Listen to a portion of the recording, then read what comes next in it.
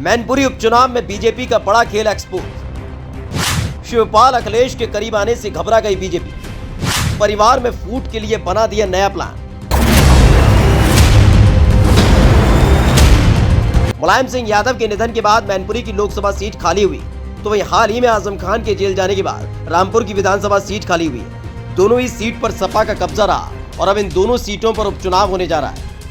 मैनपुरी और रामपुर में बीजेपी की हवा टाइट है, तो बीजेपी के धुरंधरों ने चुनाव जीतने के लिए एक बार फिर से यादव परिवार में फूट डालने का प्लान बनाया, क्योंकि एक बात तो साबित हो चुकी है कि बीजेपी का रथ अगर कोई रोक सकता है तो वो अखिलेश यादव, और इस रथ को तेज रफ्तार से दौड़ाने के लिए बीजेपी हर हथकंडा चलती है। परिवार में बिखराव का फायदा उठाकर जीत का सेहरा पहने बैठी बीजेपी के सपा खेमे से खबर आई।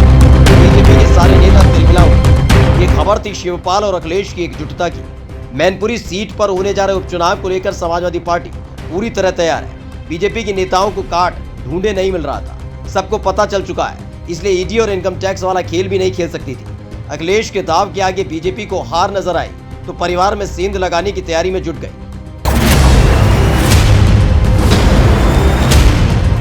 बीजेपी की साजिश का हुआ पर्दाफाश, मुंह छिपाए फिर रहे नेता। परिवार को तोड़ने में जुटे बीजेपी नेताओं के नाम आए सामने। मुलायम सिंह यादव के निधन के बाद मैनपुरी सीट खाली हो गई, जिस पर उपचुनाव होने जा रहा है। बीजेपी ने इस बार मैनपुरी से एक ऐसे प्रत्याशी पर दाव लगाने की तैयारी की है जो खुद ही यादव परिवार का सदस्य है। यह हर कोई जानता है कि मुलायम सिंह यादव जब जिंदा थे उस वक्त उनके छोटे बेटे प्रतीक यादव की पत्नी अपर्णा यादव बीजेपी में शामिल हो गई थी। बीजेपी के लिए 2022 में प्रचार भी किया था और इसी फूट का फायदा बीजेपी को 2022 में हुआ था। लेकिन मैनपुरी सीट को लेकर अखिलेश यादव की रणनीति के बाद बीजेपी ने फिर से अपर्णा यादव पर दाव लगाने पर विचार शुरू किया है। यानी आने वाले दिनों में बीजेपी मैनपुरी की लोकसभा सीट से उपचुनाव में अपर्णा यादव को मैदान में उतार सकती है। कुल मिलाकर विकास का राग जो बीजेपी के नेता लापते हैं, वो बिना परिवार को तोड़े चुनाव नहीं जीत सकते।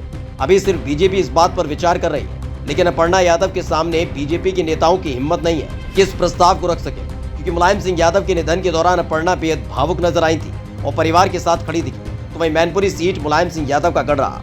ऐसे में अपर्णा यादव भी नहीं चाहेंगी कि राजनीतिक महत्वाकांक्षा की वजह से परिवार में फूट का कोई फायदा उठाए। ऐसे में अपर्णा के मैनपुरी से चुनाव लड़ने पर संकट के बादल है। फिलहाल अखिलेश की रणनीति ने बीजेपी को फंसा दिया है। आपको क्या लगता है, अपर्णा यादव को मैनपुरी से बीजेपी की टिकट पर चुनाव लड़ना चाहिए? कमेंट करके अपना जवाब जरूर बताएं और पेज को लाइक और सब्सक्राइब करना न भूलें। स्पेशल डेस्क द घंटा।